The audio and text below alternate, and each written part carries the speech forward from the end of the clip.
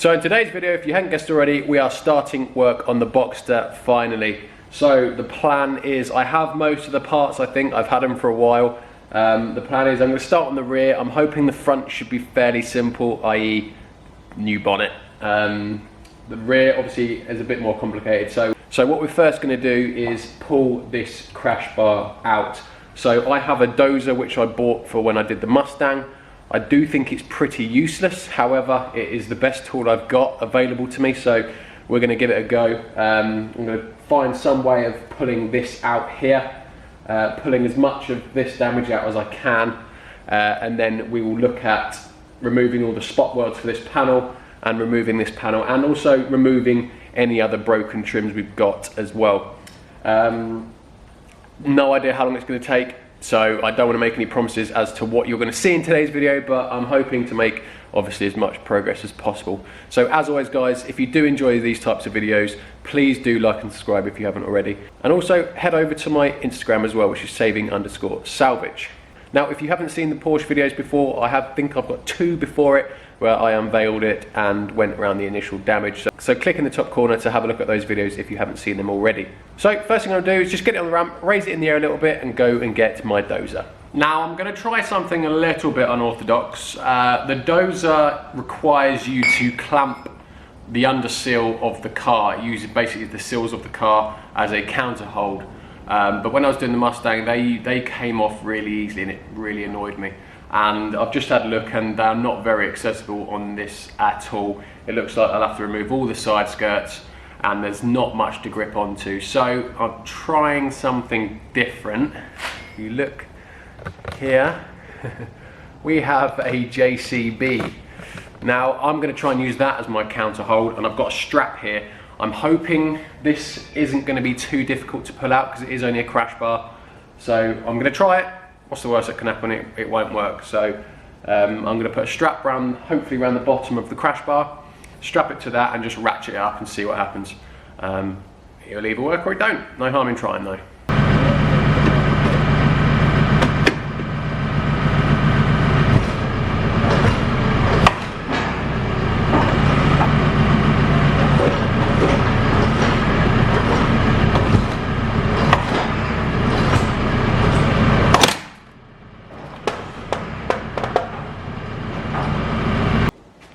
So kind of did something. I ended up pulling it out about 1.5 inches because it was right in here. About 1.5 inches it pulled out, and then I think it's just snapped underneath.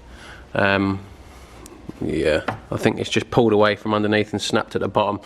So to be honest, there's not really much that's going to benefit by pulling that anymore anyway, because I think my chassis joints are pretty flush. So it was more just to see if it'd pull out anything from here or anything like that, but no, I think we're not going to get much better than that anyway. So what I'll do now is I'll undo the crash bar, remove the crash bar, and then we shall pull out this panel here as much as we can, get it pulled out here as much as we can as well. I'm hoping, because this is a lot more flimsy, it should be a lot nicer to do.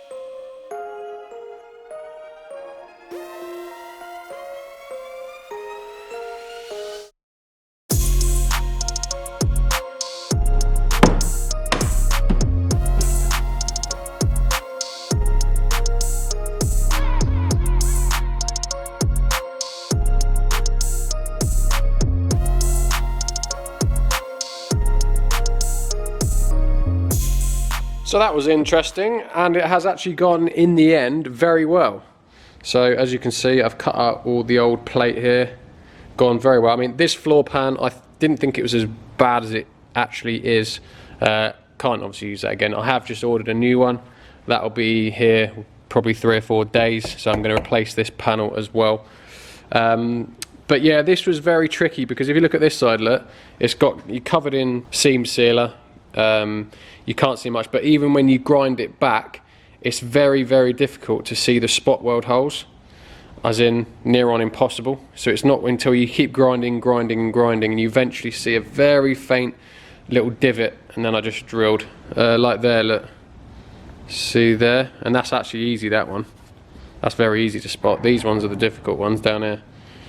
And also the other difficult part is the panel goes over this bit, but it goes under this bit, tucks under there, and tucks under all this bit as well. And on the new panel, which we have down here, if you see, there are no holes at all to spot weld. Nothing, apart from that way that you don't even use that. So there, like on my old panel, there's a hole here, hole here, but there's nothing on this one at all. So it's almost like, why is this bit needed? I mean, why didn't they just do it from here? That would have been a lot easier, if I'm honest. But no, there we go. So we've got that bit, and it's all cut out nicely. Obviously I can't do a test fit until I've done this side, but I thought I'd just cut in, do an update of where I am. It's gone very well eventually. It's just taken a bit of time. And this panel here, nicely bolted along the back or the sides. I think the back though is going to be a bit more difficult. Look, I don't know if it's bolted from underneath or they are welds. I can't really tell at the minute. So now what we got to do, yeah, same this side I suppose. Got to grind all this sealer down, find all the holes, drill them out, and get it to the same stage as that one.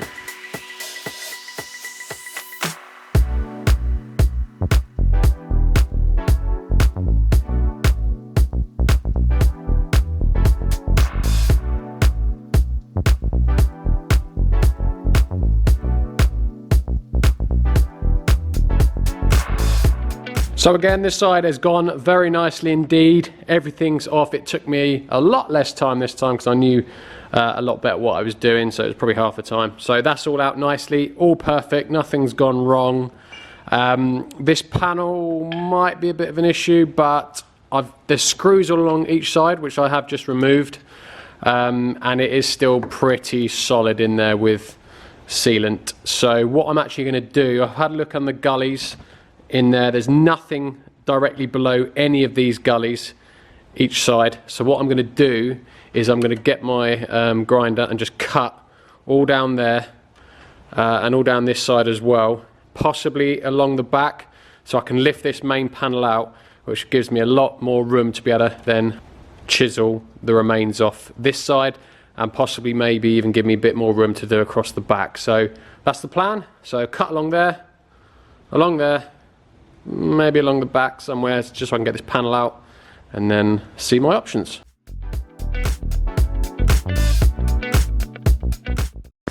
Sorry, my camera died. I had to put it on charge. Couldn't be bothered to wait for it to charge up, so I have just done a little bit off camera. Not much. I've literally just removed the 2 side plastic bumper trims, literally 2 bolts each, and I've also removed the big exhaust shield that goes under here, which is down here, look, just that big bit there. So that's all I've done. So what we've got left to do is remove the exhaust and also remove this floor pan here. As you can see, I've just started I cut with a grinder down each side, just so it gives me a bit more room, because it's going to be very difficult to try and peel this off with this in place. I'll be much easier getting the middle bit out the way and then sort of like chiseling it off from under here.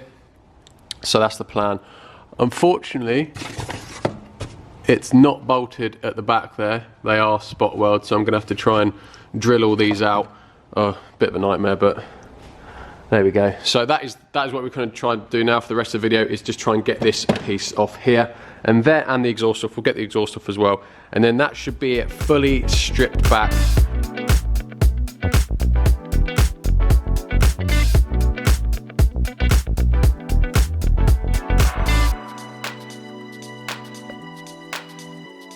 So there we go, that's nicely cut out. Managed to do it without damaging anything as well. You know, the only slight annoying thing is I'm obviously going to have to disconnect either this, which goes into the main wiring loom, which I don't think is going to happen, which means I'm going to have to disconnect all these sensors here to be able to fit the new piece, because obviously it has to go through the hole. And looking at one of the sensors, one of the wires goes right back there. I have no idea where. Hopefully it's not too far. This side doesn't look too bad, so I'm just hoping that that sensor doesn't go too far, because that could be a pain. So now this is giving me a lot more access to remove. I mean, there's no way in hell I could have removed this without having done what I've done. So finish this video off, we're just going to get this last piece out here, and then it will be nicely stripped back, ready for rebuild.